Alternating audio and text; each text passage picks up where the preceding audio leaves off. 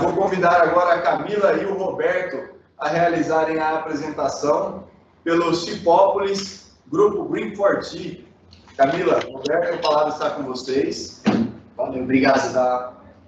Eu vou compartilhar a tela aqui. Obrigado a todos pela presença, obrigado pelo convite, secretaria.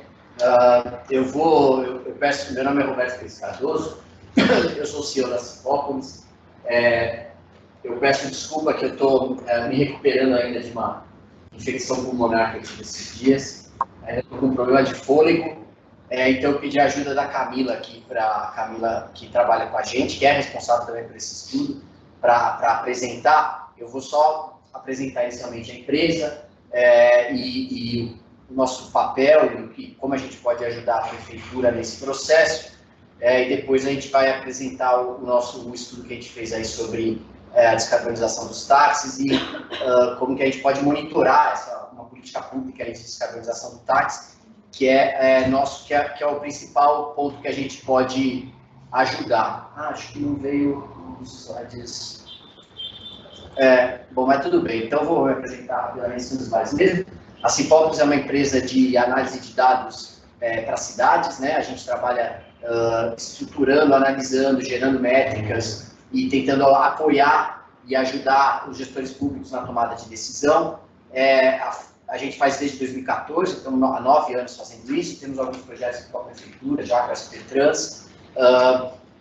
Inclusive, a gente tem um sistema, uma plataforma que estima as emissões dos ônibus, do transporte público, e ajuda a monitorar o cumprimento das metas de descarbonização do transporte público. O Simão, que está presente aqui pela SP Trans, conhece um pouco o nosso trabalho, a Carmen também do CCT.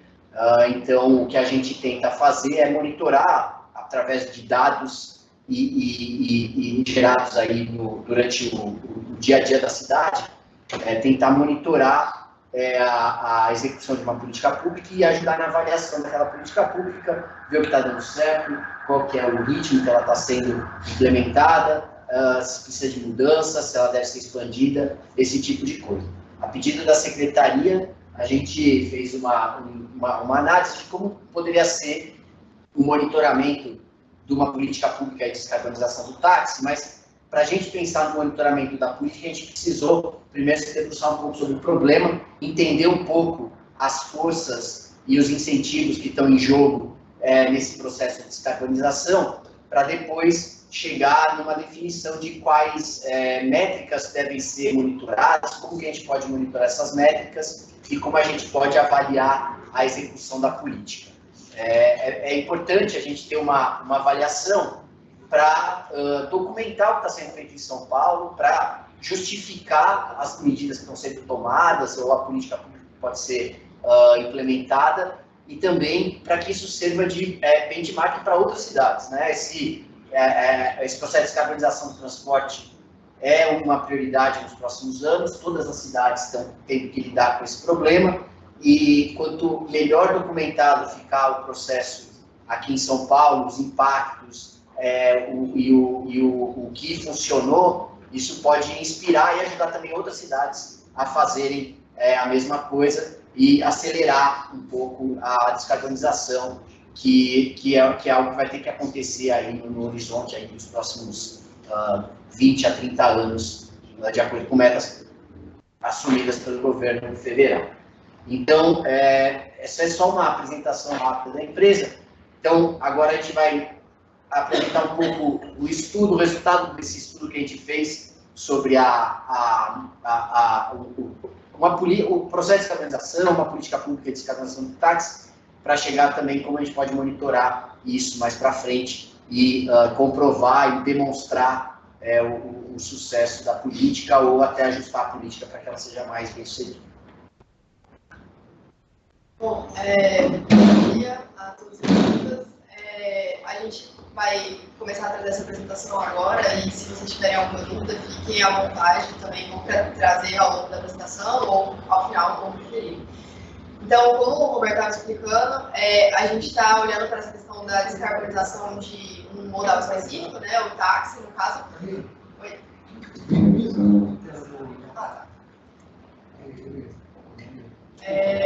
Não, imagina. Então, a gente vai primeiro trazer uma contextualização do modal táxi na cidade, né? Qual é o tamanho desse modal, o que ele representa, e vai se debruçar um pouco na formulação dessa política de uma perspectiva econômico-financeira, né? Para entender e olhar até de uma forma comparativa, né? Por que isso não aconteceu ainda, tentar entender quais são as possíveis barreiras. Isso tudo vai ser bastante importante para a gente pensar numa implementação, uma forma de operacionalizar que realmente catalise esse processo de transição energética, né? E, por fim, então, a gente vai propor um sistema de avaliação e de monitoramento para garantir que esses esforços que estão sendo mobilizados, né, realmente estão promovendo essa transição energética e a gente está atingindo aí essas metas que já foram propostas pelo governo municipal, principalmente pelo Plano Clima, né? Então, falando um pouco da definição do problema e desse contexto que a gente está tratando, né, a gente pegou alguns dados recentes que foram coletados pelo IBGE e também pelo MDR sobre o uso de transportes em cidades assim, de grande porte no Brasil, né? Para São Paulo, nessa pesquisa mais recente, né, foram levantados 37 mil táxis, mas, se eu não me engano, no começo desse ano, né, foram disponibilizados novos alvarás, então esse número deve ser um pouquinho maior, alguns milhares, mas uma coisa que chama bastante atenção nessa pesquisa que o MDR conduziu em 2021 é qual é o combustível que está alimentando essa frota de táxi, né? Então, aqui no caso de São Paulo, a gente sabe que 60% dessa frota já se move a GNV, né, o gás natural, e 40% ainda é de veículo flex. E isso aqui é bastante importante para a gente entender na estrutura de custos, né? E eu tentando olhar para todo o ciclo de vida assim, da operação de um táxi em São Paulo, como que a gente consegue integrar ou olhar para a descarbonização de uma forma factível, né? Principalmente com esse olhar econômico-financeiro. Então, aqui a gente vai falar um pouco de uma frota de automóveis da cidade que chega a quase 1% da frota, que corresponde então a esse modal.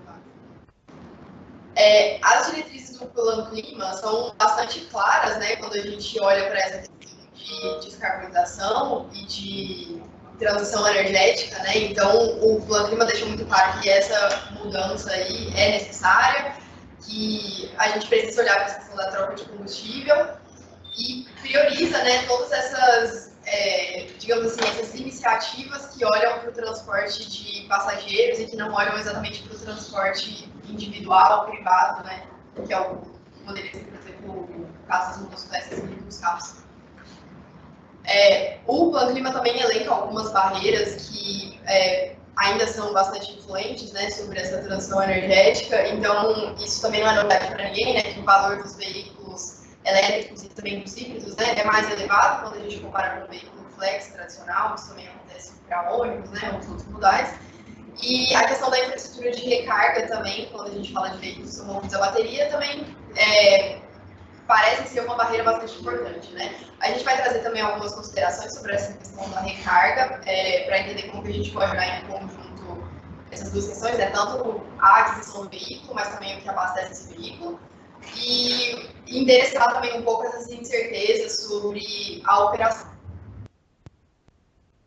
Bom, então, agora partindo para essa parte de formulação da política, e nisso a gente conversou também com o Ceará, que está aí, né, fizemos mais outras entrevistas para tentar entender um pouco como que é a operacionalização desse tipo de transporte na cidade, e ter algumas premissas que se assemelham de fato ao que acontece em São Paulo. E o que a gente está vislumbrando aqui nesse projeto, né, é tentar entender, calcular, né, mas entender também qual que é esse custo de aquisição e o custo de operação, que a gente está chamando aqui de TCO, né, considerando um horizonte de 2 anos, e entender qual é a discrepância que existe quando a gente olha um TCO de veículo elétrico e um TCO do veículo tradicional, né, que é o veículo flex no Brasil. E a gente está considerando aqui especificamente um horizonte de 2 anos, porque não dá para a gente falar do modal taxi, né, sem considerar também a legislação federal que incide todos os municípios, né, obviamente, sobre a operação desse tipo de transporte. E aqui tem uma questão interessante que o governo federal tem um incentivo já, né, para os táxis operarem no Brasil, que é a isenção de alguns impostos, né, ou impostos menores, e isso pode ser acessado a cada 2 anos, na compra do veículo, especificamente, né, e por isso, então, a gente vai fazer uma análise do TCO considerando esses 2 anos.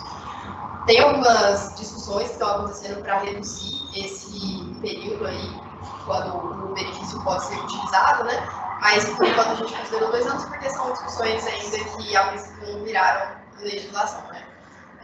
E uma outra questão importante também que a gente mantém em vista é que o veículo elétrico ele tem uma dinâmica, principalmente pela diferença de preços, né, na aquisição e na operação, que altera, digamos assim, a dinâmica financeira desse TCO, né? E isso, no final das contas, pode se refletir também em mudanças na forma com que o serviço é operado, né? Digamos assim. Então, uma coisa que a gente está visando aqui com essa proposta também propor, entender essa formulação da política, mas no sentido de manter a oferta de serviço como está hoje e não alterar a divisão modal que existe na cidade, né, e que já é mapeada também de outras formas, considerando todas as formas de deslocamento então, que existem disponíveis. Meio resumindo, então, assim, o objetivo é que, no fim de 2 anos, o custo de operar o elétrico seja compatível ao custo de operar o veículo a combustão, né? Se no final de 2 anos for muito mais caro o veículo elétrico, dificulta para o taxista acaba perdendo dinheiro, acaba tendo que ter um prejuízo financeiro. E, além disso, também é interessante que a oferta de serviços de táxi na cidade mantenha-se pelo menos igual, né? Se a gente também, na política, coloca incentivos que, no final, reduzem a quantidade de táxis circulando de serviço de táxi, a gente vai acabar tendo menos táxis disponíveis para as pessoas usarem e vai ter uma redução no nível de qualidade de serviço. Então, de um lado, equalizar os custos para quem opera e, do outro lado, manter a oferta para quem precisa do táxi no cenário futuro. Então, para fazer essa análise, né, nesse horizonte aí de 2 anos, a gente vai se debruçar sobre algumas métricas contábeis aí, tanto da aquisição, mas também da operação do táxi, e a gente vai olhar um pouco para receitas e para despesas, e entender nos 2 cenários, né, considerando um veículo flex, um veículo elétrico, como que isso se distribui ao longo do tempo. Então, na parte de receitas, né, a gente tem, bom, obviamente, né, a receita das corridas, que tem a legislação municipal, né, que incide, tem o valor da tarifa, da bandeira e tudo mais, e a gente está considerando que isso vai se manter, a gente não está trabalhando com não vai fazer nenhuma análise de sensibilidade nesse sentido. E tem uma receita que a gente está chamando aqui de não operacional, que e a gente chamou aqui de bônus na venda do veículo. Que é um fenômeno mais ou menos recente que está acontecendo, né? A gente viu isso bastante na pandemia, que é uma valorização de carros que são seminovos, carros que são usados, e por conta dessa questão do benefício na legislação federal, né, que tira alguns impostos na aquisição do veículo, a gente vê que, contabilizando isso, né, e olhando para as curvas de depreciação dos veículos que podem ser táxi em São Paulo, a gente nota que existe esse bônus, né, como se a pessoa, o taxista conseguisse vender o carro por um valor um pouco maior do que ele adquiriu. E é importante que a gente considere isso, né, porque, enfim, como tem essa questão da legislação federal, a gente não pode desprezar, né, uma coisa que vai ser até bastante influente aqui no TCO, os cálculos do TCO. E falando um pouco da operação, né, a gente vai olhar para os custos dos carburantes, que são basicamente relativos aos combustíveis, os custos de manutenção, que a gente fez também algumas estimativas com base no mercado mesmo, algumas pesquisas que a gente fez com cidades e, enfim, serviços que já operam com carros elétricos e híbridos. E os custos não operacionais, que o mais importante deles, sem dúvida, vai ser a compra do veículo, né, o custo de aquisição, que normalmente a gente encara como uma barreira, devido à discrepância muito grande entre o valor do flex e do elétrico, e o custo do alvará, que no fim das contas, assim, proporcionalmente, ele é tão pequeno que não vai ser muito influente sobre a comparação de custo dos 2 cenários. E o que a gente está fazendo aqui, então, é tentar entender como que essas curvas aqui, né, qual que é a posição relativa entre essas curvas, na verdade, nesse horizonte de 24 meses, de 2 anos. Então, a gente vai computar as receitas, vai estimar as receitas, né, com base nessas entrevistas aí que a gente fez também com o pessoal para entender melhor como que é a operação na cidade, e vai olhar também para essa estrutura de custos com um olhar, digamos assim, longitudinal e entender como que é a dinâmica de lucro e, enfim, né, que no final das contas também a gente não quer alterar essa dinâmica de lucro aí nos 24 meses, né? Então, essa daqui é o nosso modelo de referência para, no final, como a gente mostrou lá nos objetivos, compatibilizar os custos dos dois cenários. O que a gente observa, né, fazendo essa comparação aí nos dois cenários, é que o custo de aquisição, que é o início ali do gráfico, né, é muito discrepante entre os dois, isso porque o veículo elétrico é mais caro do que o veículo flex. Mas como a operação do veículo elétrico é muito mais barata que a operação do veículo flex, a gente vê ali no final que as curvas quase se encontram. Isso para a gente é bom, digamos assim, porque já mostra que nesse horizonte de 24 meses, a estrutura de custos, o somatório ali dos custos, né, já é igual, por causa da receita, que você tem um ganho de margem ali durante a operação, porque o seu custo de operação é muito baixo. Apesar de ainda existir essa barreira de entrada, que é o custo de aquisição do veículo ser muito alto. Então, o que a gente vai contabilizar, essa expressão aí que está sendo apresentada, né, é a dinâmica desses custos carburantes, de manutenção, valor do produto, menos essas bonificações, digamos, que acontecem também ao longo dos 24 meses. Olhando, então, primeiro para a parte dos combustíveis, a gente fez um levantamento com algumas bases de dados que são públicas até, do governo federal, que olham para o preço da gasolina, do etanol na cidade de São Paulo, olham também para o preço do gás natural, já que é também uma fonte energética bastante importante no modal táxi, e para os preços de energia elétrica.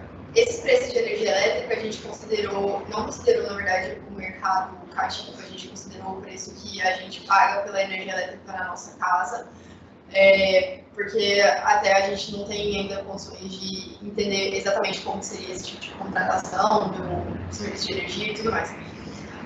Mas que é provavelmente maior do que seria o pior caso. Né? Esse aqui é o pior caso. O pior caso é o preço da energia na tomada de casa. Como se você carregar o carro na própria casa. Se comprar em outros contratos, isso cai. E as outras curvas, né, as curvas superiores são, então, esses combustíveis que já são usados atualmente.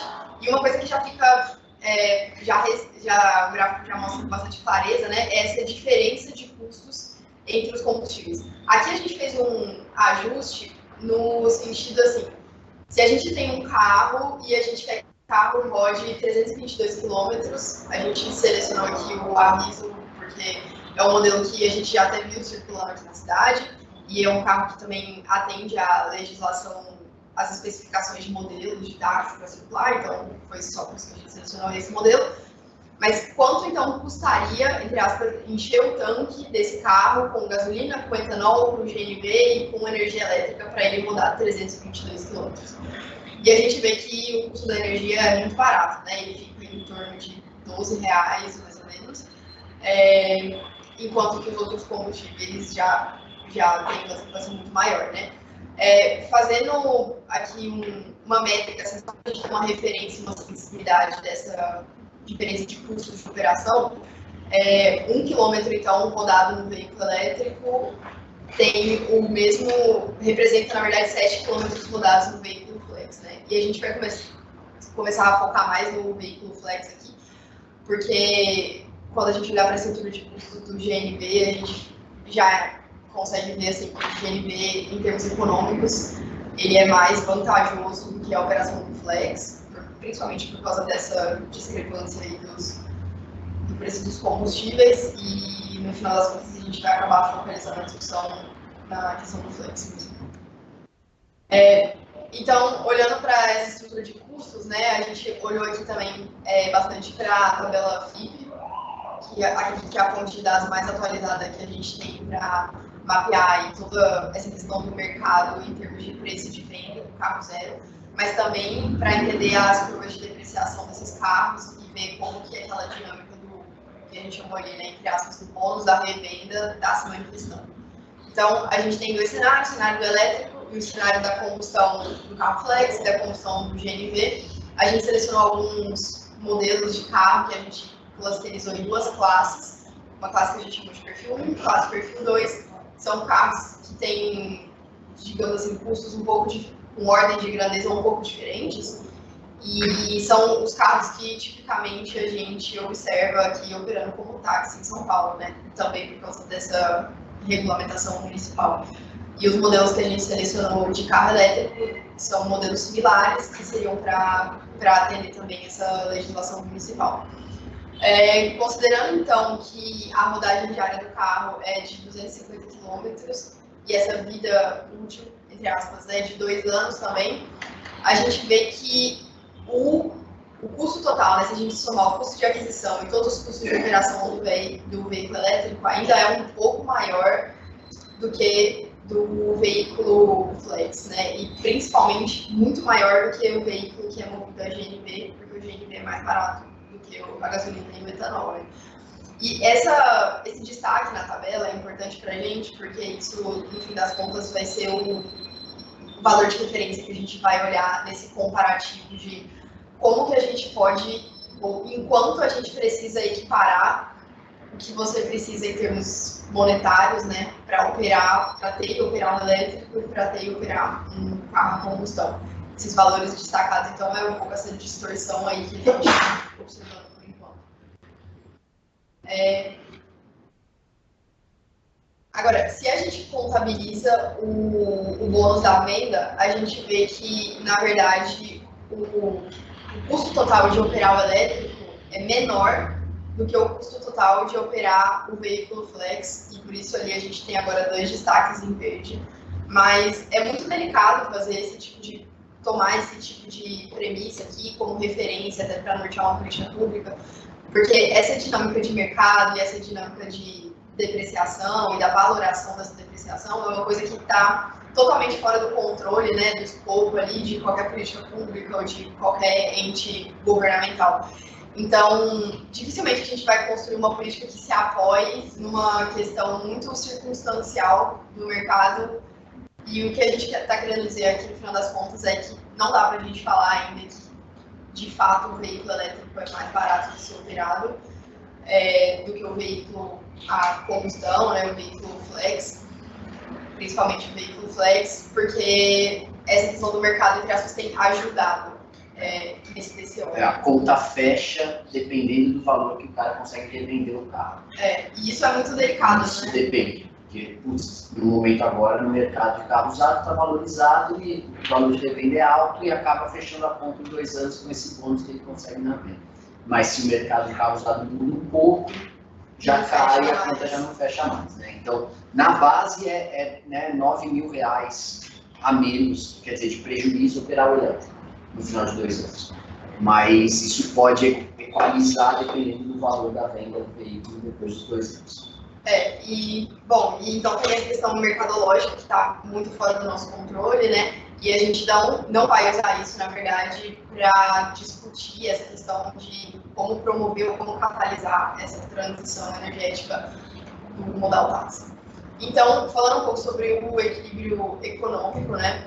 É importante, então, que a gente olhe se essa diferença entre tanto o custo de aquisição quanto o custo operacional e se questionar, né, se vai ter alguma redução na oferta de serviço, se é possível aumentar essa oferta de serviço, porque não adianta a gente fazer todas essas contas aqui e tentar equilibrar financeiramente esse modelo, se isso vai se refletir no operacional ali, no dia a dia da cidade, né, e existe o risco do nível de serviço ser alterado e ser alterado para pior, né, isso é o que a gente não quer. Então, por isso a gente reforça essa questão do monitoramento e da avaliação da política pública, até para entender como que essa dinâmica tem que ser alterada na prática.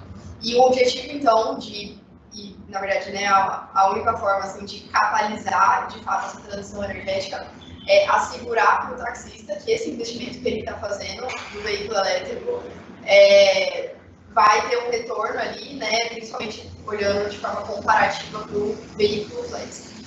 Vou só voltar rapidamente aqui para a gente fazer uma comparação entre o veículo flex e o GNV, que no caso do GNV, acho que o mouse não está aparecendo, mas no caso do GNV, a gente vê que ainda tem uma discrepância muito grande entre o valor no final dos 2 anos do elétrico com o GNV, né? O preço do GNV é menor do que o etanol e a gasolina. E isso significa para a gente que, assim, o custo que a gente teria para converter quem já opera com GNV para o veículo elétrico ainda é muito alto, né? Da ordem de R$30 mil, um pouco mais de R$30 mil. Isso, entre aspas, seria um subsídio necessário para tornar o elétrico mais atrativo do que o GNV. Isso é muito dinheiro ainda, né? Então, dificilmente assim, a gente conseguiria fazer uma política que focalize nos dois públicos, no público do Flex e no público do GNV, um mecanismo único ali, né? Enquanto que o Flex já está muito mais equiparado ali, talvez a gente tenha muito mais facilidade em converter esse público que está ainda utilizando o veículo Flex para o veículo elétrico. Então, de focalização, e é o que a gente vai usar para discutir o que é um subsídio mínimo para fomentar e catalisar essa mudança. Bom, aqui também uma consideração importante é que a gente não considerou o custo, né, que pode incidir aí sobre esse TCO, porque como o custo de aquisição ainda é muito alto, é possível que seja necessário um financiamento para tentar distribuir, né, esse spread aí, essa discrepância, considerando um horizonte de 2 anos. Aqui a gente não fez essas contas com o juro, porque também é uma dinâmica de mercado própria e depende de algumas questões que poderiam até fazer parte de serem incorporadas a essa política, né? Para ter talvez uma linha de financiamento que seja dedicada a isso, alguma coisa nesse sentido. Mas o que a gente focou aqui foi, então, em olhar a questão do subsídio para o veículo elétrico e quanto custa esse subsídio no final das contas se a gente quisesse renovar essa frota. Na verdade, essa frota de veículo Flex já vai ser renovada num horizonte de 2 ou 3 anos, né? Mas quanto custaria isso se existisse um subsídio? Aqui, nessas contas iniciais aqui de simulação, a gente contabilizou um subsídio de R$15 mil, que é bem superior ali àqueles 6.800 e bem superior também aos 8.600 que a gente tem. Mas o que a gente está pensando aqui é como que a gente consegue catalisar, né, fazer que esse processo aconteça de uma forma mais rápida para alcançar as metas aí do plano clima com maior velocidade. Se a gente tivesse, então, esses R$15 mil e fosse focalizar essa política, então, para converter os veículos Flex e os veículos elétricos, a gente precisaria de um montante aí de mais ou menos R$220 milhões. Que seria distribuído, então, ao longo de 2 anos. Então, não que esse dinheiro tenha que ser realmente mobilizado de um mês para o outro, né, ou em um ano só. Não, isso porque, como a legislação federal mostra, né, que os benefícios de isenção de imposto, de redução de imposto, só acontecem de 2 em 2 anos. Por exemplo, a pessoa que comprou um carro há 1 ano só vai conseguir acessar o benefício daqui a 1 ano. Então, provavelmente, ela não vai trocar de carro agora, né, em 2023. Então, na verdade, esse custo seria distribuído em 24 meses. E é importante a gente ressaltar aqui também que a questão do carro flex, né, do ponto de vista ambiental, ela traz impactos ambientais maiores. E focalizando a política nela, a gente consegue ter um horizonte de tempo relativamente curto e com essa estrutura de custos aí para subsidiar, né, de alguma forma, a gente consegue diluir isso ao longo do tempo e ter impactos que são bastante significativos em termos de redução de emissões e impactos ambientais em geral, né? Da perspectiva normativa, tem algumas movimentações que são bastante interessantes por parte da Prefeitura que já vem acontecendo, né? Que é essa concessão recente dos alvarás de táxi para veículos elétricos e híbridos.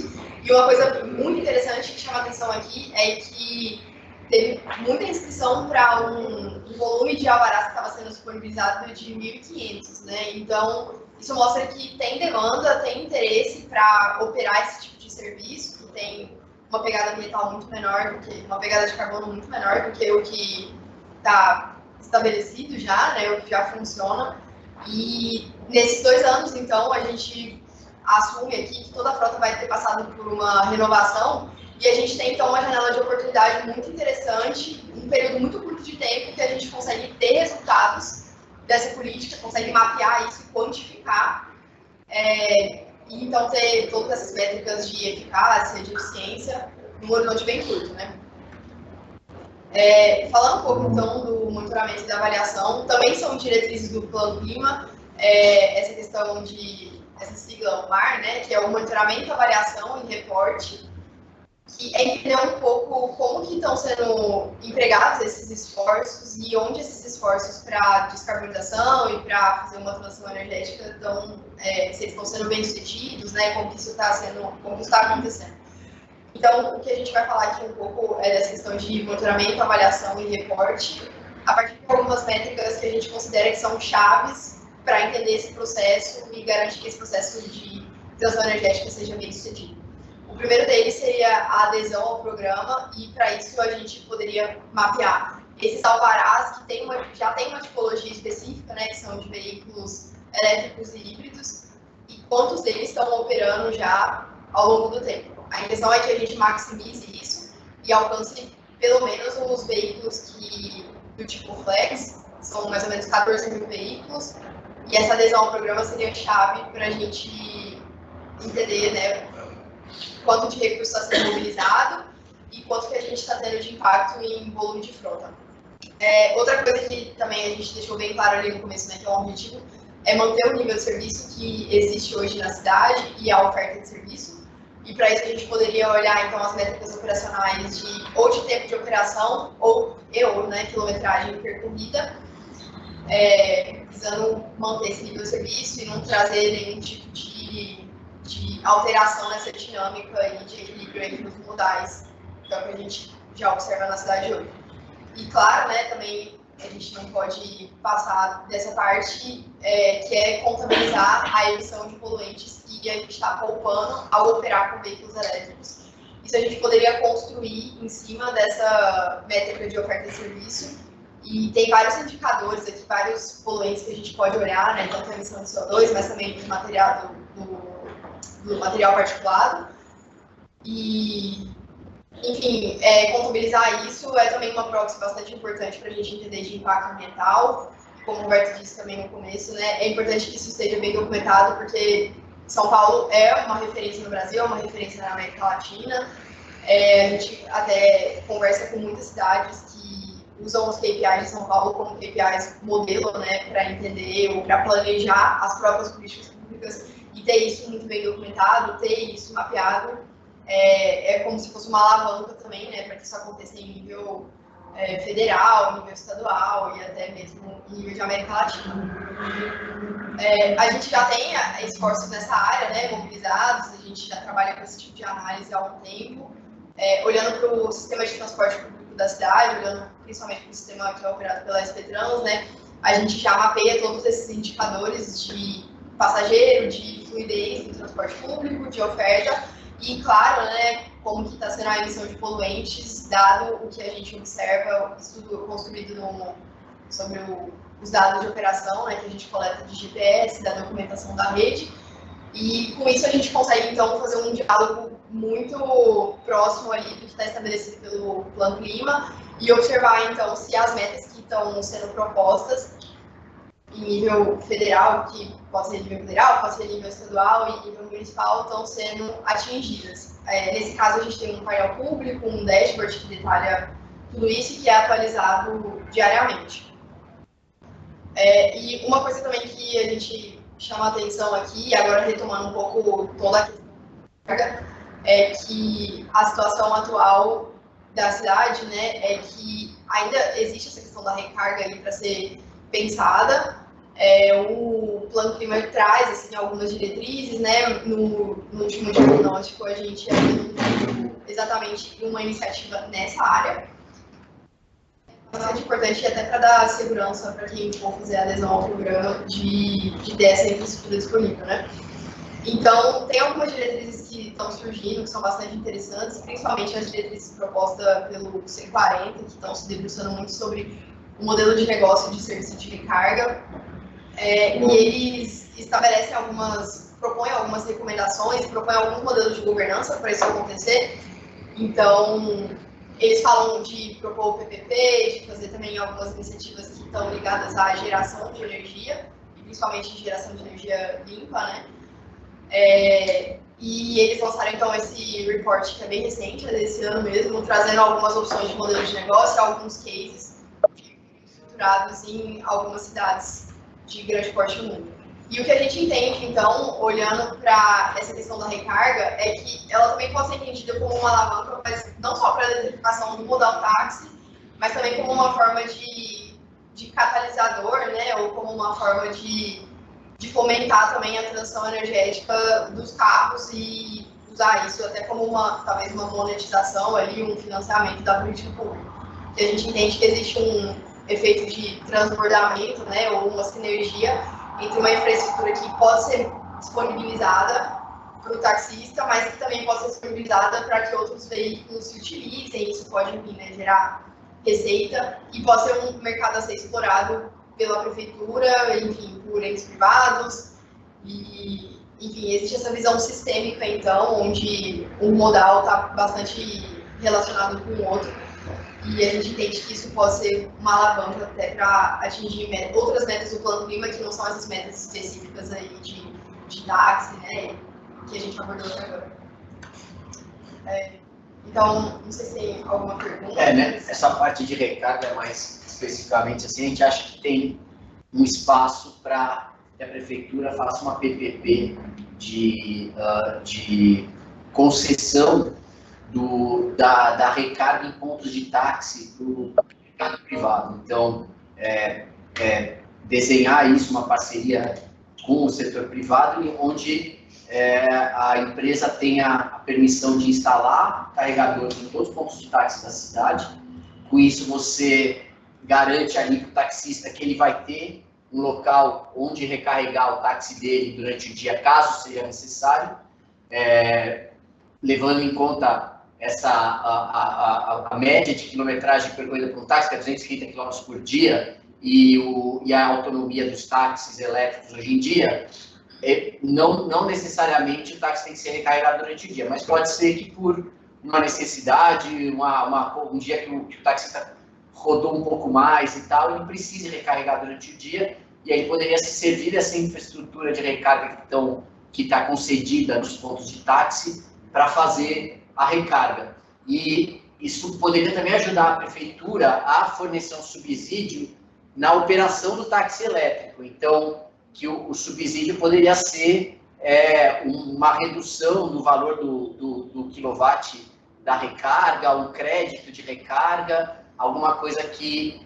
ajude a equiparar aqueles dois TCOs que a gente mostrou ao longo do tempo, mas que esteja associada à operação do táxi, né? Então, baratear um pouco mais a operação para não diminuir a qualidade do serviço e para que o custo total no fim de 2 anos de operar um táxi elétrico seja equivalente ao de operar um táxi a combustão.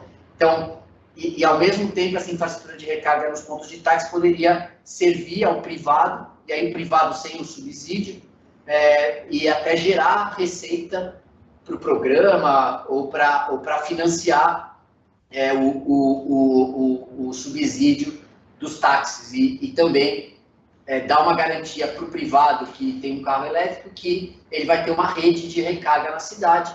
Todo ponto de táxi ele pode encostar lá o carro dele e fazer uma recarga rápida, ele não fica sem energia elétrica, né? Então, acho que tem um espaço para fazer uma PPP de recarga e de concessão de recarga em ponto de táxi, que pode ajudar, inclusive, a gerar receita para esse programa de eletrificação do táxi. Bom, obrigado, Camila, obrigado, Roberto, perdão. Os senhores, as senhoras têm alguma pergunta em relação à apresentação feita agora? Acho que o Carlos Perdão, eu não entendi. O Lacava levantou a mão. Aí, por favor. Lacava, por favor, faça uso da palavra.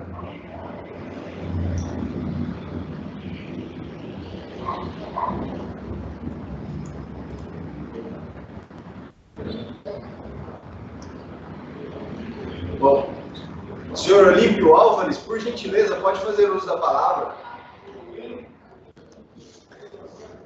Oi, Parabéns pelo trabalho de vocês, muito interessante, muito completo, né? Mas eu senti falta de uma comparação do TCO com os híbridos, né? Com os táxis modelo híbrido. E por que que isso não foi feito? Porque é uma possibilidade para o futuro muito provável, né? Que haja uma popularização, inclusive, de veículos nacionais, híbrido flex, no mercado brasileiro. Então, pode ser que ele tenha um custo, inclusive, mais favorável e não vai precisar de subsídio, né, para se viabilizar. A outra questão, essa é uma. A segunda seria a possibilidade de uso do biometano.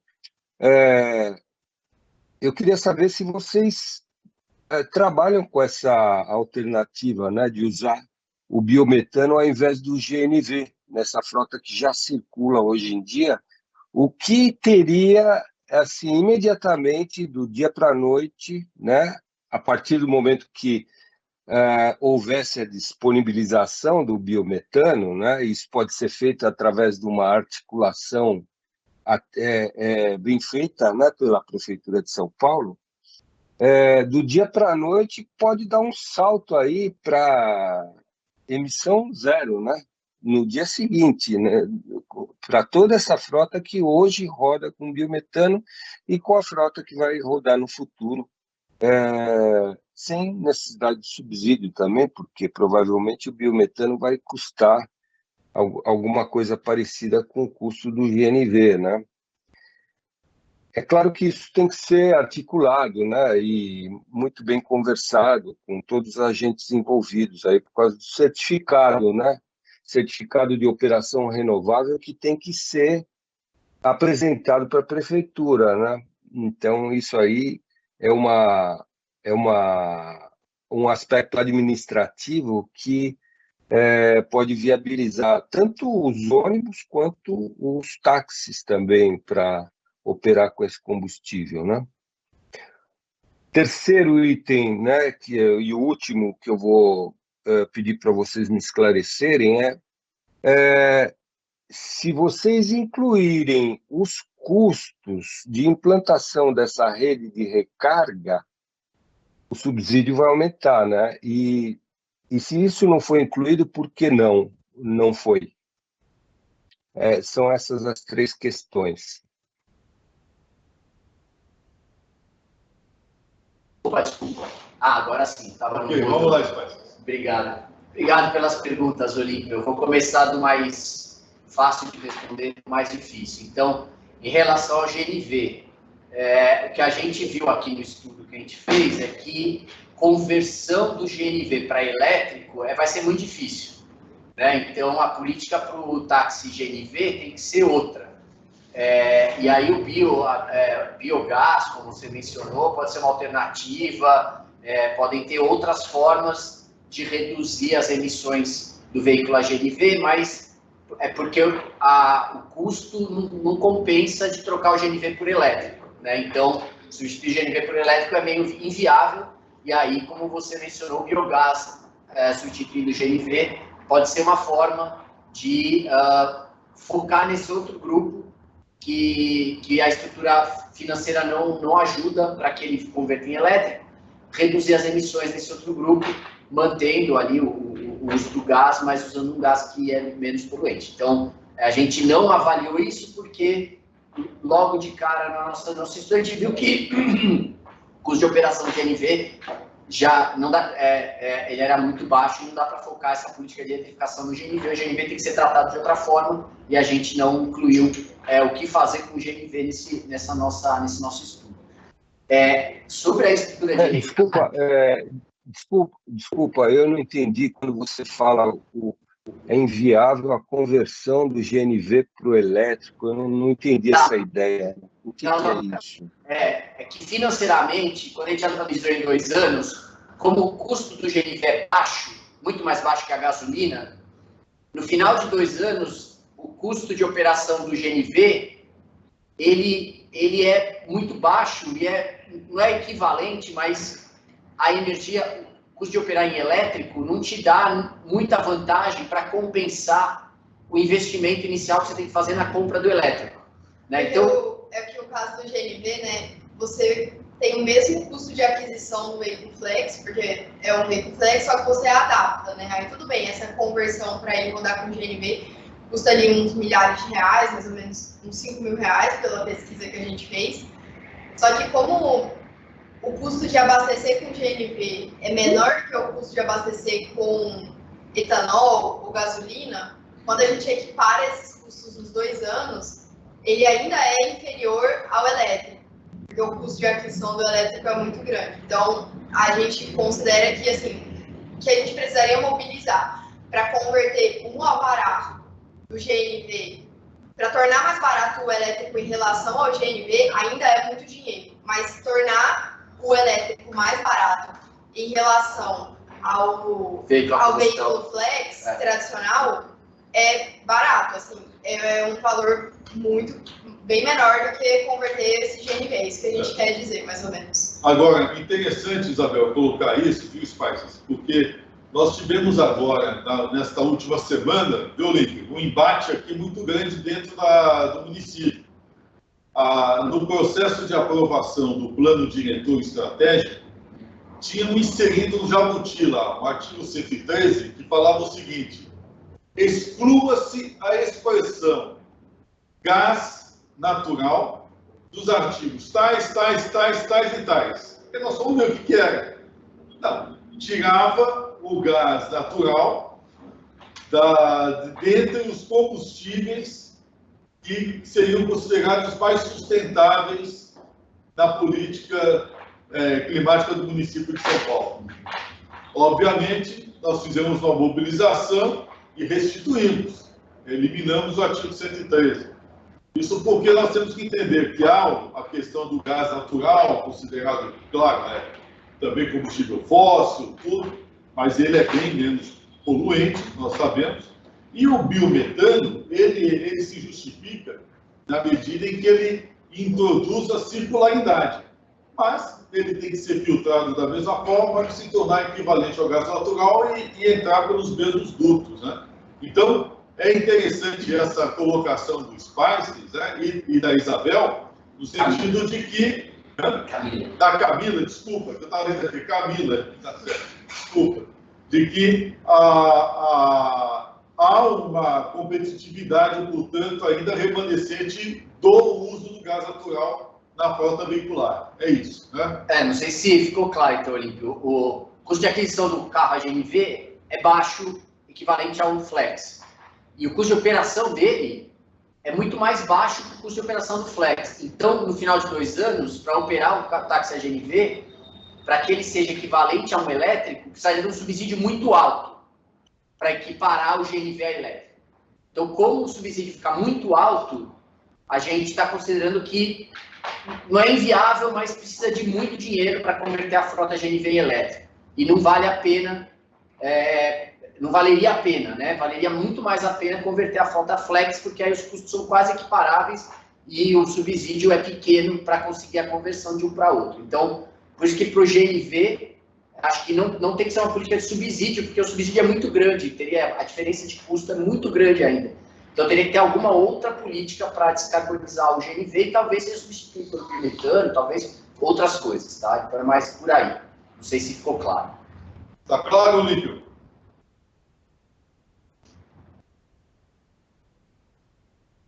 Eu não sei se eu não entendi o espírito do trabalho, mas eu estou imaginando que vocês estão trabalhando em cima de uma comparação do que seria mais interessante para a cidade do ponto de vista do custo-benefício de operar com táxis elétricos a bateria. Vamos ver quais são as opções. Táxis elétricos a bateria, táxis híbridos, flex, provavelmente flex, né? Táxis a gasolina também, que vai ser comparado aí, né, nesse trabalho, o táxi rodando flex etanol e o táxi rodando com GNV ou biometano, né? Qual dessas alternativas, do ponto de vista do custo-benefício e da redução ao máximo de eventuais subsídios, qual é essa alternativa que é mais interessante para a cidade, né? Considerando que a gente não tem muito dinheiro sobrando, etc. Né? É essa a minha dúvida, né? Então, eu não sei se eu misunderstood tudo Não, aí que foi o que dito. você está colocando é o objetivo do estudo também. Nós estamos fazendo comparações que são muito importantes. As dúvidas que nós estamos tentando aqui esclarecer são essas. A ideia nossa é o seguinte: há um programa que nós estamos desenvolvendo, o Antônio Matias, o nosso amigo Ceará, está ali, né, do Sintertax, está nos acompanhando, né, de introduzir na nossa frota também os híbridos elétricos e fósforo, né? As baterias, inclusive, pelo nosso Departamento de Transportes Públicos, ele já estabeleceu que, em se tratando de híbridos para a nossa frota de táxis, as baterias têm que ter um suporte de, no mínimo, 30 a 40 cavalos, me corrija o Ceará, né? Para poder justificar a hibridez do sistema. Porque tem muito carro híbrido, entre aspas, hoje aí no mercado, e nós vamos verificar, a bateria elétrica, Olímpio, é de 10 cavalos, ou seja, só é híbrido no nome, né? Então, nós estabelecemos as porcentagens e as características. O que nos interessa no estudo apresentado agora pelo Spices e pela Camila, que é muito interessante, são essas relações custo-benefício todas, né, que foram estabelecidas, entendeu? A ideia não é o objetivo é justamente nós aqui, enquanto Confrota, avaliarmos todas essas considerações. É o que estamos fazendo agora, ok? Só queria trazer um ponto que essa questão do biometano, a gente não viu, pelo menos assim, né, do nosso conhecimento, ainda não tem uma produção em escala, né? E talvez fosse difícil propor num horizonte de tempo assim mais curto, quando a gente pensa em realmente fazer essa transição energética agora, né? Ou assim o mais rápido possível. Talvez fosse difícil propor a geração e talvez uma rede de abastecimento. A gente enxerga que existe uma oportunidade mais factível assim com o elétrico, até pela possibilidade do cara conseguir recarregar na própria casa, que a gente focou muito nessa importância aqui, né, de ter um mercado de infraestrutura de recarga e de serviço, mas que ainda é uma possibilidade ele carregar em casa, então não seria ainda um impeditivo, né? O importante do híbrido nesse caso também, e para o uso do elétrico, né, no período, a rede de infraestrutura é fundamental. Daí a ideia central dessa apresentação da rede de recarga. Sem a rede de recarga, não se justifica a eletrificação de frota. Aliás, é um problema que a gente vê em qualquer lugar, né? Se você for no prédio do Google aqui em São Paulo, que é super avançado, só tem um ponto de recarga lá e ele não é viabilizado para os visitantes. Então é uma maravilha, né? Então, só para tentar fechar o link, então assim, justamente a análise de custo e benefício. O que a gente está dizendo aqui tem uma frota de táxi a combustão que tem um impacto ambiental grande. Para converter essa frota para elétrico, o custo é pequeno, porque no horizonte de 2 anos, os custos quase se equivalem de operação combustão e elétrico. Então, deveria se focar a conversão, a eletrificação dos táxis nos veículos a combustão, porque eles são os que têm maior impacto no meio ambiente e o custo para convertê-los é menor. O do GNV ele tem um impacto menor e o custo para converter é maior. Então, o GNV temos que analisar de uma outra forma. É um outro problema o GNV. E nós encaixamos o GNV como um avanço já. Quer dizer, está na transição, entendeu? Tá? Em relação à recarga que você mencionou, o pessoal tocou no assunto aqui um pouco.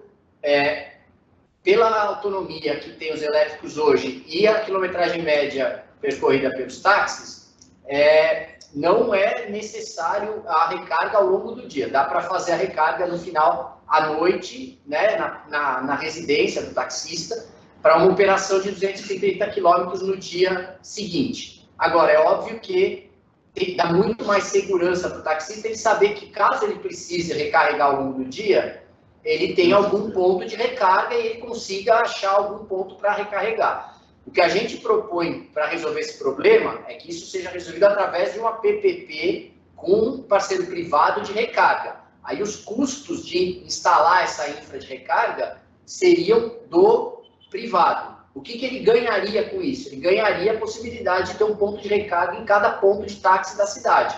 Ele ganharia uma rede de recarga distribuída pela cidade toda, que poderia ser usada por táxis e por veículos privados. Então, esse privado, ele instalaria postos de energia elétrica na cidade inteira, como concessão da prefeitura, e isso serviria de apoio para os taxistas, né? Então, o taxista sabe que em qualquer ponto de recarga, em qualquer ponto de táxi da cidade, ele pode encostar e fazer uma recarga no táxi elétrico dele. Só então, para sumarizar um pouco a ideia, aí você falou, porque então, na verdade, teria que ter o subsídio para o taxista, por exemplo, adquirir o veículo, que é mais caro, mas teria que ter um subsídio, então, para instalar essa infra de recarga. Não sei se eu entendi bem a pergunta. O custo da infra de recarga. Mas o que a gente está entendendo, o que a gente está propondo, é que não exista esse custo do lado da prefeitura de ter que implementar a infra de recarga. Isso, na verdade, ia gerar receita para alimentar o projeto, que vamos focalizar aqui na conversão do flex para o elétrico, e é isso. E também, acho que o último ponto, por que a gente não fez a análise com o híbrido, na verdade, foi porque a gente estava fazendo a análise do cenário de eletrificação completa, assim, e aí a gente queria entender o custo que é maior mesmo do veículo elétrico do que do híbrido. E foi mais uma análise para ver o caso mais sensível, assim. O híbrido pode ser uma solução intermediária em começo e tal, mas o problema do híbrido é que a gente não tem nenhuma garantia de qual decisão de abastecimento de uso que vai ser tomada, de quanto que vai ser elétrico e de quanto vai ser a combustão, e aí a gente não consegue estimar o impacto e não consegue forçar ou zerar a emissão, né? Depende ainda muito da operação e de quanto que o veículo está operando em cada energia, né? Então, convertendo para um elétrico, pelo menos você sabe que aquele veículo lá, ele zerou. Ele, né, não vai mais gerar emissões, e aí é mais fácil o impacto que ele causa positivo é muito maior. Ok. Ana Beatriz, por favor, depois do Lucon. Obrigada. Parabéns à equipe da Cipópolis pelo trabalho, muito interessante. Eu queria ter alguns pontos, alguns comentários. Primeiro, os 2 anos de horizonte faz sentido, né? Realmente analisar um texto só para 2 anos, a gente pensando nesse retorno do investimento. Só que, em termos de ganhos operacionais, o carro elétrico ele vai continuar tendo mais ganhos à medida do tempo, né? Após esses 2 anos, porque o custo operacional dele é muito menor. Então, é importante ressaltar isso, mesmo comparado ao GNV, o custo por quilômetro vai ser menor. Eu queria perguntar se vocês chegaram a analisar outros modelos de negócio, por exemplo, aluguel do veículo, né? Então, ou se o interesse maior é mesmo essa compra do veículo, ter a propriedade do veículo. Isso é uma dúvida que eu tenho. Outra dúvida que eu tenho eu vi que o número da frota de táxi, a GNV, vocês reportaram 60% da frota de táxi, né? Eu vi que isso veio da pesquisa de mobilidade de 21. Eu acho que o número que eu escutei da Associação de Táxi foi 30%. Eu queria só saber se vocês já escutaram isso. Você sabe, até eu acho que o Será está aqui, se ele puder falar depois qual é o tamanho da frota. E uma coisa que eu não sei se eu entendi direito, vocês estão falando de conversão, então vocês estão falando de fazer um retrofit do veículo, como hoje é feito para o GNV, né? Converter, então seria essa conversão para o elétrico, é isso? Não, vocês estão falando da compra mesmo. Ah, tá bom. Porque hoje a gente não tem veículos leves a GNV, saindo de fábrica, né? Então, todo veículo a GNV é convertido. Então, realmente não faz sentido a gente falar de transformar, né, o GNV, já que ele já é convertido. Enfim, realmente a gente tem que partir mesmo do veículo flex. E eu acho que uma coisa também bem importante de ressaltar é que, em termos de emissão, já que se falou muito do GNV, em termos de emissão, o GNV tem um desempenho muito parecido com a gasolina, com combustão interna. Acho que é bem interessante eu ressaltar isso. Apesar da emissão de escapamento ser um pouco menor, se eu não me engano, é uns 10% menor, quando a gente bota CO2 por quilômetro, quando o gás natural fóssil, né, ele é basicamente metano. O biometano também, né, ele é metano. O metano é um gás de efeito estufa muito mais poluente do que o CO2. Então, o metano, em 20 anos, o efeito estufa dele é cerca de 80 vezes maior do que o CO2. Então, quando a gente coloca na nossa análise de emissões o ciclo de vida, coloca as emissões de escapamento do metano, que acontecem na extração do gás, na distribuição e no próprio abastecimento do veículo, essa redução que tem no escapamento, ela basicamente se anula. Então, o desempenho do gás fóssil é muito parecido. O biometano já é diferente. O biometano, vindo principalmente de resíduos, como é o potencial aqui do Brasil, ele realmente tem uma redução grande. Mas, em termos de gás fóssil, a gente não pode dizer que ele reduz. Então, eu queria trazer esse ponto, eu posso até compartilhar uns estudos sobre isso, que eu acho que é bem relevante. Obrigada. Obrigado, Bia, pelas perguntas.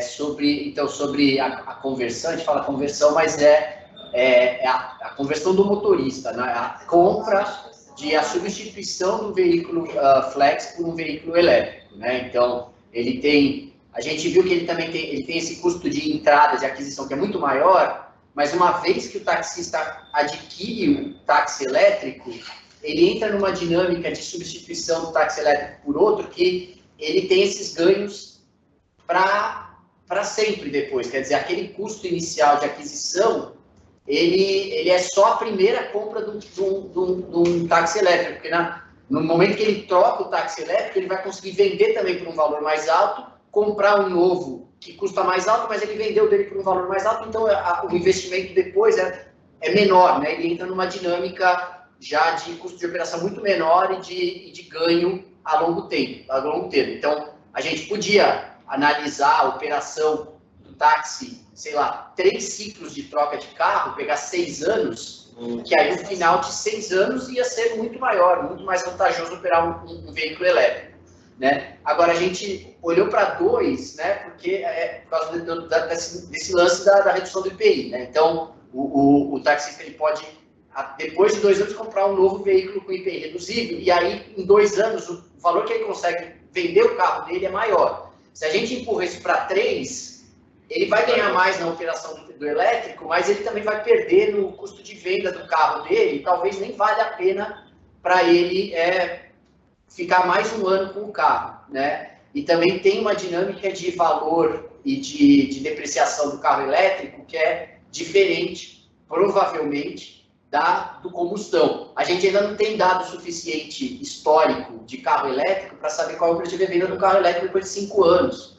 Só trazendo um ponto sobre isso, a gente olhou pela tabela FIPE, carros elétricos que foram elétricos, não híbridos, foram comprados no Brasil em 2020 e a gente olhou a depreciação em cada mês de 2020 até 2022, só que são muito poucos, assim, então realmente é até difícil a gente falar que por exemplo, se tiver mais veículo no mercado secundário, essa depreciação, na verdade, esse bônus da venda não cai, sabe? Porque você está aumentando o supply, mas esse verbo que a gente está usando da conversão, na verdade, não é do veículo, né? Do alvará, porque no começo desse ano a prefeitura colocou o edital que era específico para veículo elétrico e híbrido, né? E o alvará que é concedido é um alvará específico para essa tipologia. Era mais nesse sentido, assim, que a gente estava usando. Sobre o ponto que você trouxe do dado do GNV, de ser 30% da frota, bom, a gente ficou usou como referência a pesquisa mesmo do MDR, não sei dizer se esse percentual é menor. A gente não ouviu isso também, então também se o Ceará puder contribuir aí para esse número, mas a gente nunca tinha ouvido que era menos que 60%, então a gente usou esse dado da pesquisa. Aí sobre a questão de outros modelos de negócio, assim, a gente entende que esses modelos, a gente concorda assim, que podem ter outros modelos, por exemplo, o aluguel que você trouxe, e tem até uma iniciativa se eu não me engano, da 99, que eles já estão trabalhando com algumas dessas empresas de aluguel, né, de carro, mas a gente não viu ainda isso também em escala, e como tem essa questão da legislação federal que já está preparada para dar incentivos à compra, a gente acha que é muito complicado propor uma política que pode ser concorrente ou, entre aspas, conflitante com essa questão que já é voltada para a compra, né? Então, por isso que a gente focou mesmo nesse seguir, assim, o modelo de negócio que já é estabelecido na compra. E sobre o desempenho do GNV, assim, realmente, essa questão do GNV é uma questão, né? Como a gente estava falando, a gente também sabe que não é a fonte mais limpa, mas no sentido de priorização, a gente entende que os resultados dos ganhos ambientais e o investimento é menor, focando na questão do flex. E acho que esse negócio de GNV, o que fica claro para a gente é que para tirar a frota de GNV ou para limpar a frota GNV, vai ter que fazer outra coisa. Quer dizer, tem que pensar em outras coisas. Não é só pensar a ideia de dar subsídio para o motorista de táxi de GNV comprar um elétrico, ela não vai resolver. Tem que pensar em outras coisas. Então, pensar em substituir o metano, pensar em, não sei, tem que ter outros incentivos, outros mecanismos para o cara largar o GNV e começar a usar elétrico, porque só o financeiro não vai viabilizar. Ok. Ducom, por favor. E aí nós encerramos esse ponto, porque tem a apresentação da SPTAN. Por favor. Bom dia a todos e todas. Vocês me escutam? Me escutam, ótimo. Muita satisfação. Parabéns por essa iniciativa. Eu vou diluir meus parabéns na minha fala aqui.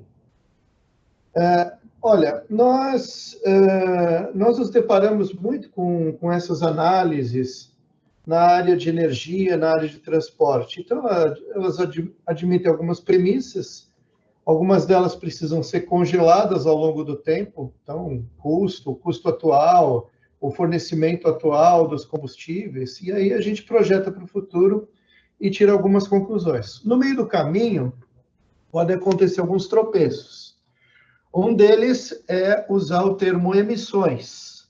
E aí a gente confunde um pouco as bolas. Nós confundimos assim os poluentes locais, que são do interesse imediato aqui do nosso território, notadamente material particulado, mas também óxido de nitrogênio. Vamos falar um pouco de cada, né? O material particulado, principalmente o que vem do diesel, da ressuspensão, o óxido de nitrogênio, que vem da queima, inclusive da queima do GNV por conversões mal feitas, e é o que afeta a nossa saúde.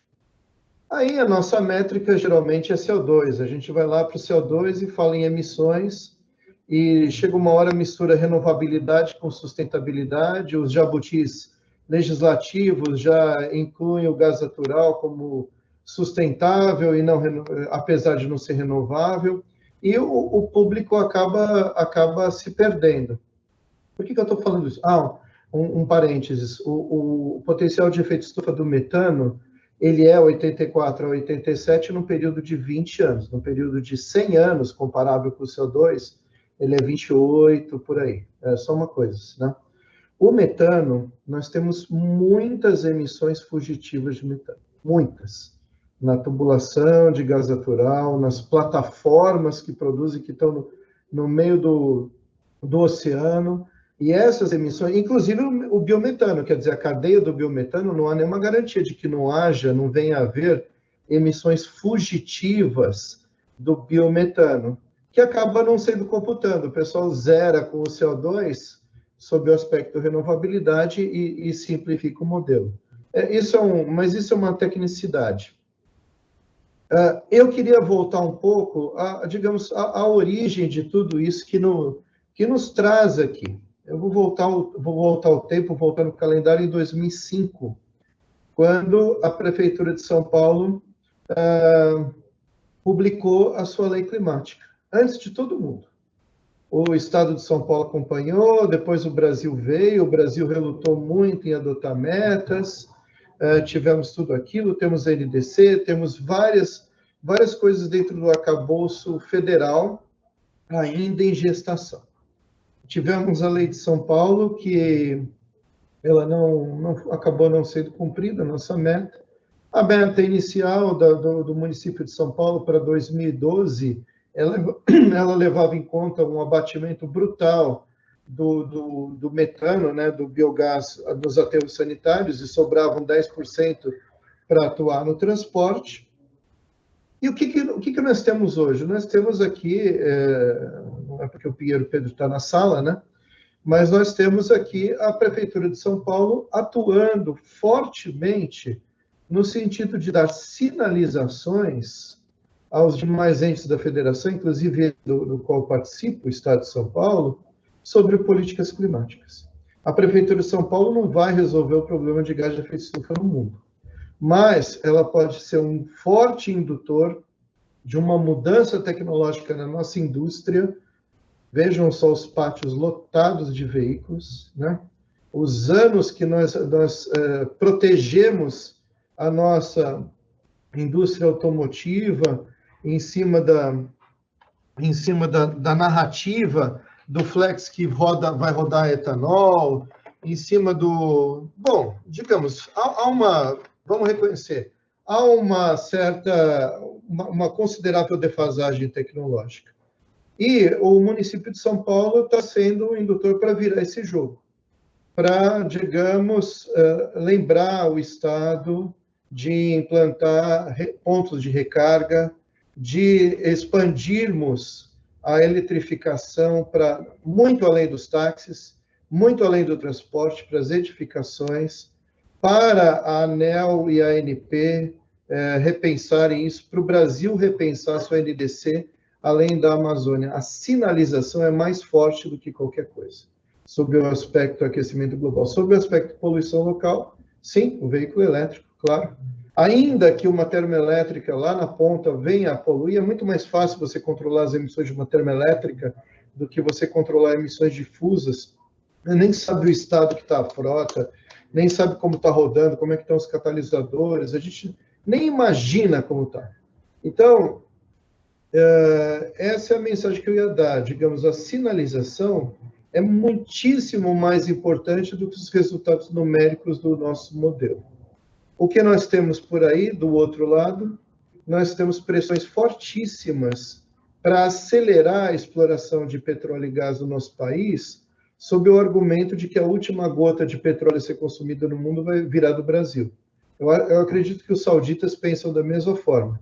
E muita gente pensa da mesma forma. E quando a gente pensa nas receitas dos royalties do petróleo, que virão lá da Foz do Amazonas, essas para compensar, né, a mudança do clima, vamos lembrar dos prefeitos e deputados que se estapeavam pelos royalties do pré-sal, e os municípios hoje estão em situação, digamos, esses que se beneficiaram estão em situação, se eu não chamar pré-calamitosa, eu não estarei exagerando, né? Contratar um monte de funcionário público, não investir em resiliência climática, gastaram esse dinheiro. Então, a sinalização que a Prefeitura de São Paulo está dando, no sentido de uma eletrificação que forçará um fornecimento mais renovável a partir dessas novas fontes, forçará investimentos em robustez no grid.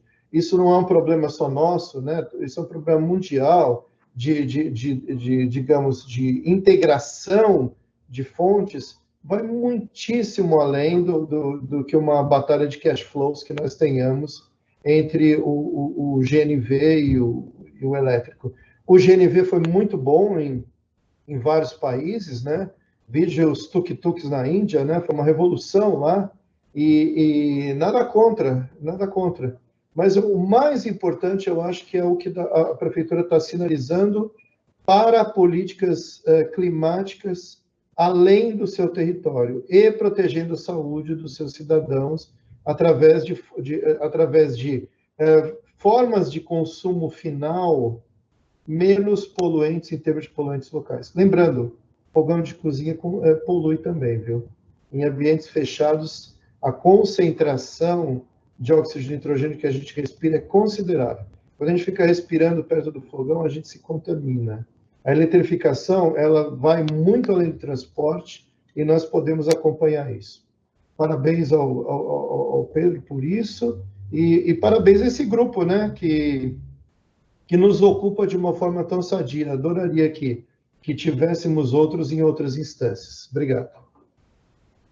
Obrigado, viu, Oswaldo? Muito obrigado. Você sabe, Lucon, o que você fala para nós é incentivo. Nós estamos juntos, viu? Isso daqui é fruto de um trabalho conjunto que você integra e muito também, é determinante, viu? Muito obrigado. Esses parabéns retornam para você e para todo o grupo que está hoje aí reunido dentro do Confrota. A gente tem aprendido muito conjuntamente, viu?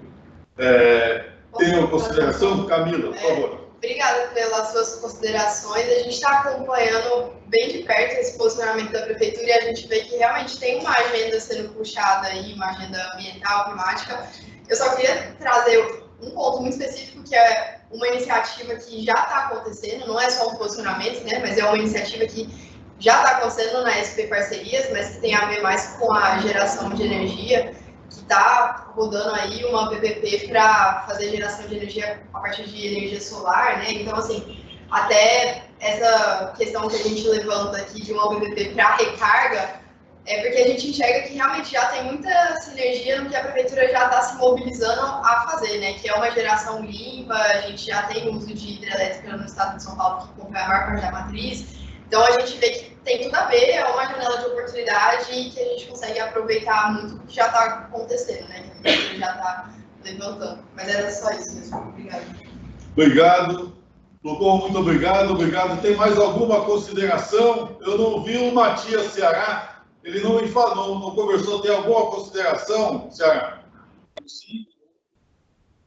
Oi, secretário, tudo bem? É o Paulo que está falando. Ele precisou sair numa reuniãozinha aqui. O que ele deveria falar é que ontem nós tivemos uma reunião com o Mercadante no banco BNDES e nós conseguimos lá como que eu posso falar? A volta do FAT para o taxista, principalmente no carros elétricos e híbridos, e ele vai investir 1,5 bilhão nos saques pelo FAT através do Banco do Brasil. E nós vamos tentar ajudar o taxista a trocar a frota dele para híbridos e elétricos.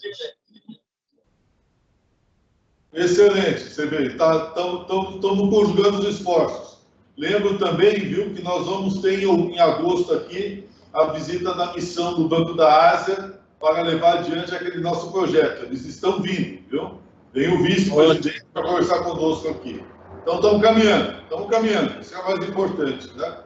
Eu passaria agora agradecendo muito a Camila e ao Spice, que tem aqui nos ajudado bastante, diga-se de passagem, viu?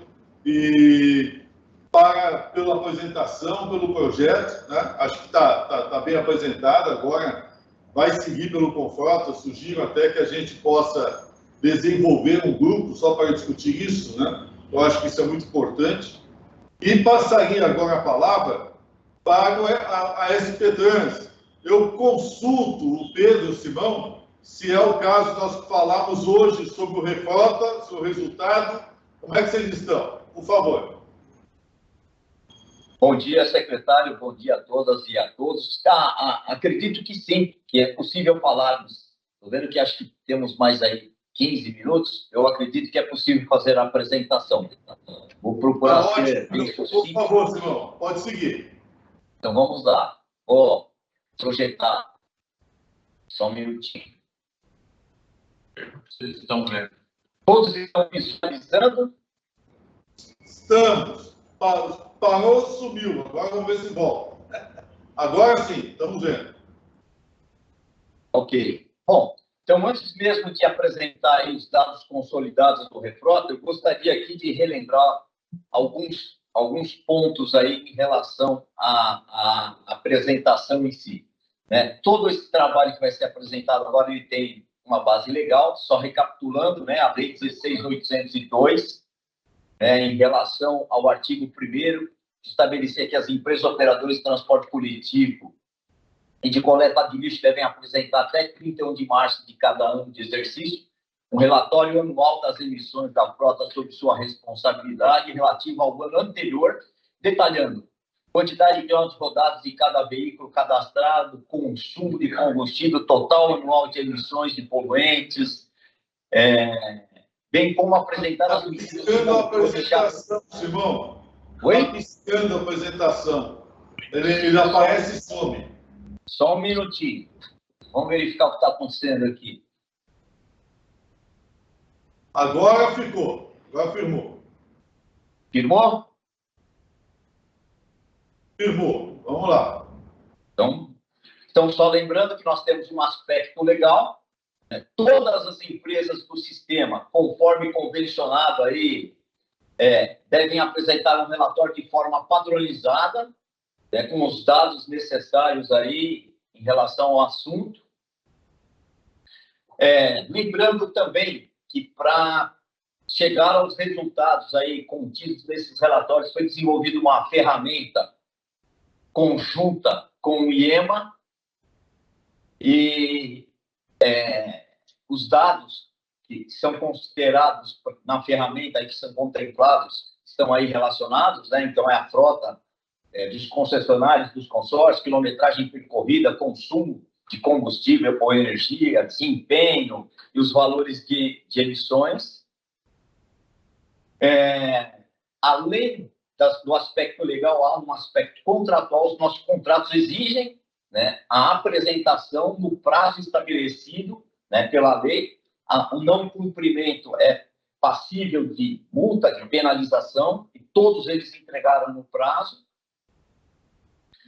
Nós, após recebermos esses relatórios, fizemos uma análise de todos os dados informados nos relatórios, cruzando as informações dos dados apresentados com os dados cadastrais, né, nossos aqui, verificamos a relação percentual de biodiesel na mistura do diesel para efeito dos cálculos, o lançamento do consumo informado, da quilometragem, né, apresentado aí por cada um dos operadores em relação à sua frota, considerando a tipologia do veículo, considerando as fases CONAMA e assim sucessivamente.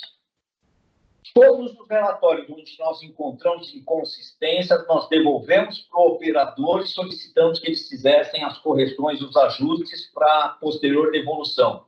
Na realidade, assim, em parênteses, foram quase 1 milhão de dados analisados aí em relação a todos os relatórios informados. E aqui, já apresentando os resultados consolidados, estou procurando ser rápido aqui para não estender muito o tempo, porque eu sei que todos têm compromisso. Eu não sei se todos sabem, mas a cidade de São Paulo, na realidade, o sistema concessão ele é dividido em 3 sistemas: sistema estrutural, articulação regional e distribuição. O estrutural opera com veículos de grande porte, né, veículos maiores, em linhas exclusivas, em corredores. E então, essa planilha que está aí sendo demonstrada, vocês observam aí o lote de E1 a E9, então nós temos 9 contratos com os consórcios aí representados, as empresas que aí estão envolvidas. Então, para cada uma delas aí, vocês observam a quantidade de veículos diesel, quilometragem que essa frota rodou, o consumo de combustível e, consequentemente, as emissões.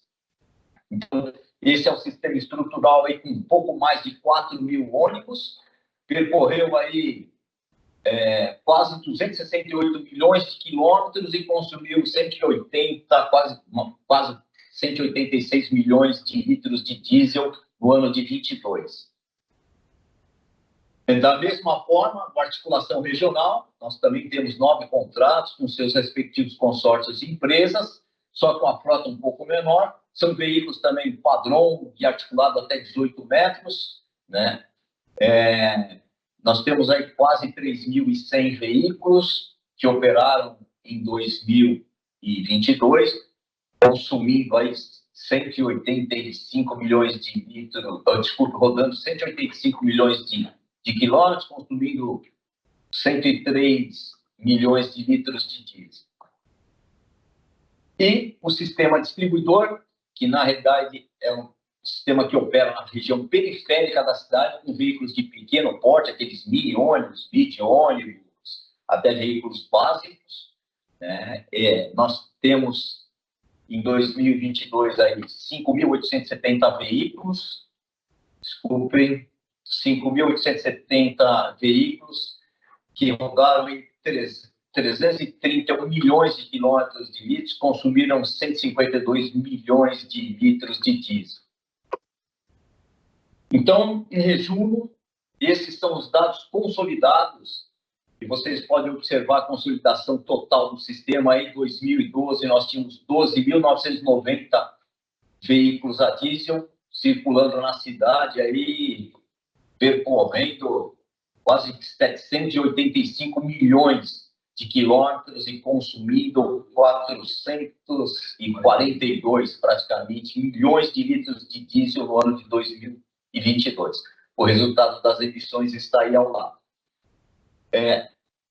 Na realidade, isso é uma consolidação de cada um dos relatórios. Esses relatórios e as planilhas, com todas as informações que resultaram nos dados contidos nesses relatórios, elas vão estar disponíveis aí no site do Seclima. Assim que terminar essa reunião, nós já vamos encaminhar para a nossa secretaria, que envia oficialmente isso para o Seclima, e acredito que amanhã isso já vai estar disponível aí para todos vocês terem acesso aos dados detalhados. Em resumo a isso, desculpe a correria, mas o objetivo foi tentar fazer o mais rápido possível a apresentação. Eu me coloco à disposição e obrigado aí pela atenção. Simão, muito obrigado, viu? Pode até terminar. Essa apresentação vai ficar disponibilizada para todos, viu? Fica no nosso site também. Nós estamos, inclusive, já publicamos os estudos todos que já foram feitos no último levantamento em nossa gestão de emissões. Estão todos disponibilizados no nosso site. Muito importante, né, Simão? Observar, se não me engano, quase 100% já da nossa frota de diesel é Euro 5, não é isso? Sim, 100% da frota é Euro 5. Agora, este mês aqui, acho que restavam uns 30 veículos que já estão sendo substituídos, que eram Euro 3, então podemos considerar 100% Euro 5. O que já por si só já dá uma redução razoável aí de 14% a 15% em relação aos veículos anteriores.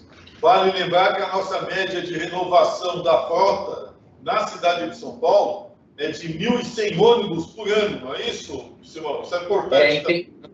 Entre 1.100 e 1.500, dependendo do ano.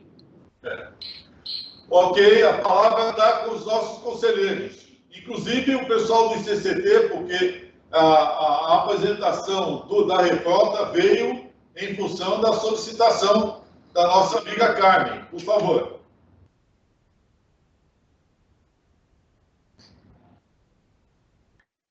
A Carmen teve que sair, mas eu continuo aqui, posso comentar. Obrigada, Simão, pela apresentação.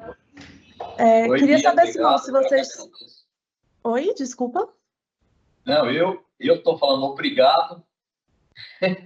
Ah, sim. Eu queria saber se vocês chegaram a comparar com as metas da lei, as metas anuais, os resultados agora do Refrota. Não, Bia, nós, na realidade, o que a gente faz é, ano a ano, verificar o impacto, né, da operação da frota do ano anterior, mas não em relação à lei em si, nessa questão do contrato, porque a lei em si, quando a gente fala do outro artigo da 16.802, né, o impacto em relação a 2028 e 32, nós entendemos que o significativo, né, seria realmente eu substituir a frota diesel por tecnologias limpas para atender aquele objetivo.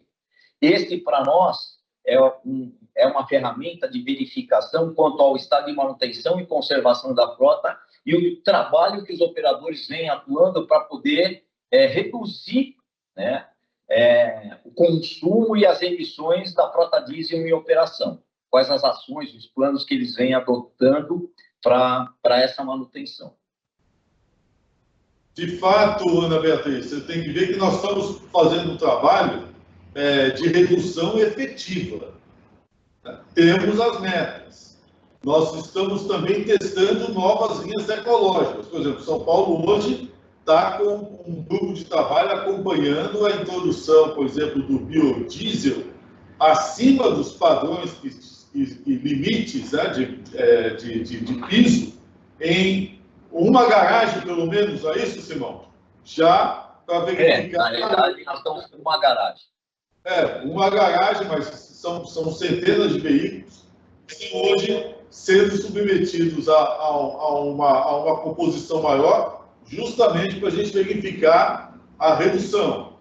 Também já estamos trabalhando com outras linhas tecnológicas que envolvem, inclusive, a própria otimização do uso do combustível visando a redução de emissões. Se somarmos a isso este impulso enorme que o município de São Paulo está dando à própria indústria nacional, com a compra dos ônibus elétricos, que já estão sendo efetivados, nós vamos ter aí um alcance de dados fantástico, viu? Vamos aguardar. Na verdade, está tudo caminhando. Isso é que é mais importante. O importante é mostrar isso, tá? Por favor, mais alguém? Bom, não tendo mais, eu queria agradecer muito ao Simão pela apresentação clara, objetiva. Ana Beatriz, por favor. Então, eu queria aproveitar esse tempinho que a gente ainda tem e perguntar sobre as outras frotas que